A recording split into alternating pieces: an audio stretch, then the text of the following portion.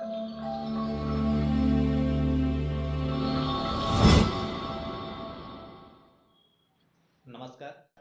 मैं मनोज सिंह ठाकुर, जो कि प्रथम अपर जिला एवं सत्र न्यायाधीश के पद पर बालोद में पदस्थ हूँ।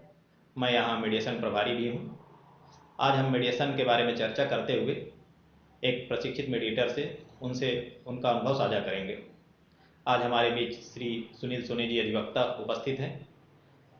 श्री सुनील सोनी जी, आपका इस परिचर्चा में स्वागत है। नमस्कार। श्री सुनील सोनी जी वर्तमान में जिला अधिवक्ता संघ बालोद के सम्मानीय अध्यक्ष भी हैं। आपने बतौर मीडिएटर 40 घंटे की ट्रेनिंग भी प्राप्त किया हुआ है।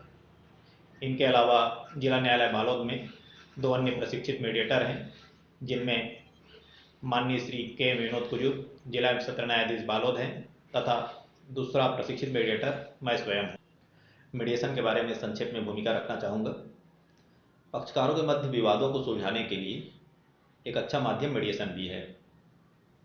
मीडिएशन का सबसे बेहतर लाभ यह है कि पक्षकार अपने बीच के विवादों का निपटारा आपस में चर्चा करके और अपनी शर्तों के आधार पर कर सकते हैं। मीडिएशन आउट ऑफ बॉक्स भी हो सकता है।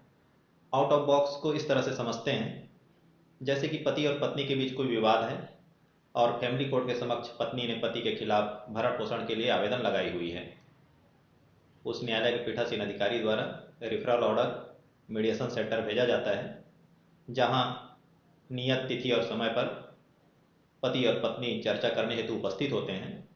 तो जरूरी नहीं है कि उसी आवेदन के संबंध में ही केवल वे चर्चा करें, क्योंकि पारिवारिक विवाद है, इसलिए संभव है उनके बीच और अन्य मामले भी विवादित हों, जैसे कि पति या पत्नी ने फैमिली कोर्ट के समक्ष विवाह विच्छेद के लिए कोई आवेदन लगाए हुए हों, या फिर पति ने दाम्पत्य संबंधों की पुनर्स्थापना के लिए आवेदन लगाया हुआ हो, या फिर पत्नी की रिपोर्ट पर पति के खिलाफ सास ससुर, देवर देवरानी, ननद नदोई के खिलाफ मजिस्ट्रेट के न्यायालय में धारा 498A भारतीय दंड संहिता के तहत कोई मामला लंबित हो, या फिर पत्नी यह चाहती हो कि विवाह में उसे जो भी सामान मिले थे उसको उसे वापस कर दिया जाए, या फिर यह भी हो सकता है कि उनका कोई अवयस्क बच्चा हो, वो किसके पास रहेगा। तो ये तमाम इन सभी विवादित मुद्दों पर एक साथ चर्चा मीडिएटर के समक्ष वहाँ की जा सकती है और दोनों पक्षकार आपस में चर्चा करके अपने इन सभी विवादों का निपटारा अपनी शर्तों के तहत एक साथ उसे एक मंच पर कर सकते हैं। मीडिएशन प्रभारी के नाते इस तरह के मामलों में से अनेकों मामले श्री सुनील सोनी जी को भी भेजते रहे हैं, जिसमें से अनेकों मामलों में उन्होंने पक्षकारों के मध्य विवादों को सुलझाने में मध्यस्थ की अपनी भूमिका निभाई है। तो आइए आज उनसे उनका अनुभव साझा करते हैं। तो सोनी जी, आप पेशे से अधिवक्ता हैं, तो आपने मध्यस्थ बनना ही क्यों चुना? वकालत पेशे में मेरा अनुभव रहा है कि मुकदमाग्रस्त लोग ऐसी प्रक्रिया अपनाना चाहते हैं जो अदालती कार्यवाही में लगने वाले समय व धन दोनों को कम कर दे।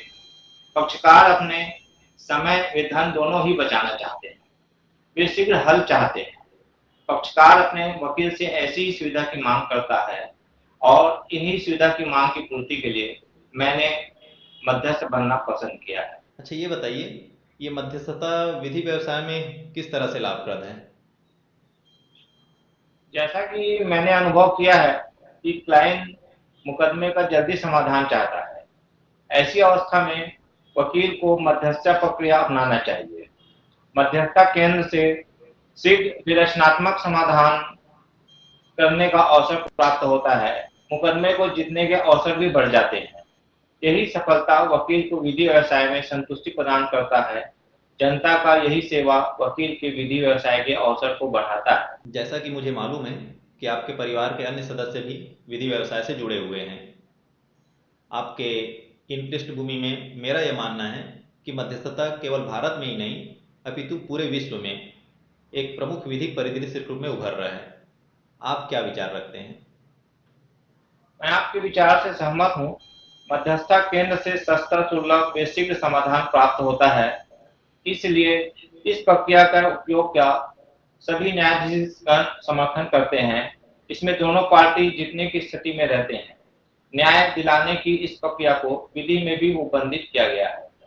जी जी, बेशक आपके ये विचार भारतीय मध्यस्थता एवं समझौता अधिनियम 1996 के उन उपबंधों की ओर ध्यान आकर्षित कराने वाले हैं जो कि एडीआर पद्धति पर जोर देते हैं। सिविल प्रक्रिया संहिता की धारा 89 भी न्यायाधीशों को निर्देशित करती है कि वे समुचित मामलों को समझौते और मध्यस्थता के लिए निर्दिष्ट करें। अच्छा सोनी जी, वकालत पेशे में आपने अनुभव किया होगा कि अदालत में परस्पर विरोधी किस्म के मामले अर्थात काउंटर केस संस्थित होते हैं और ऐसे काउंटर केसेस प्रकरण के लंबन काल के दौरान या निराकरण के समय एक अच्छा परिणाम लेके नहीं आते हैं। तो आप पेशे से अधिवक्ता होने के नाते ऐसे काउंटर मामले में किस तरह की पद्धति अपनाने की सलाह देंगे? मध्यस्थता प्रक्रिया की जानकारी के अभाव में काउंटर मामलों के पक्षकार मुकदमेबाजी के लिए विवश होते हैं, भले ही वे ऐसा नहीं करना चाहते। मेरे अनुभव के अनुसार ऐसे काउंटर मामलों में अधिवक्ताओं को अपनी भेदभाव रहित क्षमता और रचनात्मक प्रयोग का अवसर मिलता है जो संतुष्टि देता है। मैंने भी अनुभव किया है कि अधिवक्ता अपने विधिक ज्ञान के कारण एक अच्छे मध्यस्थ बनते हैं। जी हाँ, हम अधिवक्ताओं में मामले का विश्लेषण करने, समझने तथा महत्वपूर्ण तथ्यों को प्रस्तुत करने में दक्षता होती है, जिसका निष्पक्ष प्रयोग समझौते को संभव बनाता है। अच्छा, देखा ये गया है कि बड़े नगरों में बड़ी संख्या में अधिवक्ता मध्यस्थता अपनाते हैं। वह इसलिए क्योंकि वकीलों को भी बिना जटिल प्रक्रिया अपनाए विवाद के समाधान का अवसर प्राप्त होता है। मध्यस्थता में विधि व्यवसाय सहायक व्यवसाय का कार्य करता है। तो क्या आपका ये मानना हुआ कि अधिवक्तागण मध्यस्थता कार्यवाही में मध्यस्थ समक्ष उपस्थित हो गए क्या अपने विधि व्यवसाय में वृद्धि कर सकते हैं? जी हाँ, बिल्कुल। विशेष रूप से जटिल एवं बड़े मामलों में इसमें मध्यस्थता की मदद से पक्षकार व वकील अधिक लाभ की स्थिति में रहते हैं। इसमें कोई संदेह नहीं है कि मध्यस्थता कार्यवाही में दोनों पक्ष अपनी आवश्यकता के अनुरूप विजय की स्थिति में रहते हैं। इसके अतिरिक्त पक्षकारों को त्वरित समाधान मिल जाता है, जिससे वे संतुष्ट होकर अधिवक्ता के योगदान के बारे में अन्य लोगों को बताते हैं, जिससे अधिवक्ता की ख्याति बढ़ती है और उसकी प्रगति में सहायक होता है। में अपना अनुभव साझा किया। अब तो मध्यस्थता के बारे में छत्तीसगढ़ी में मैं 2 पंक्ति कहना चाहूँगा कि मध्यस्थता के प्रक्रिया ला ज़्यादा से ज़्यादा अपनावा और विवाद ला आपस में चर्चा से सुलझा के जिंदगी ला सुख चैन से बितावा। धन्यवाद। धन्यवाद। आंगन में चम चम चम के न्याय का रोशन तारा।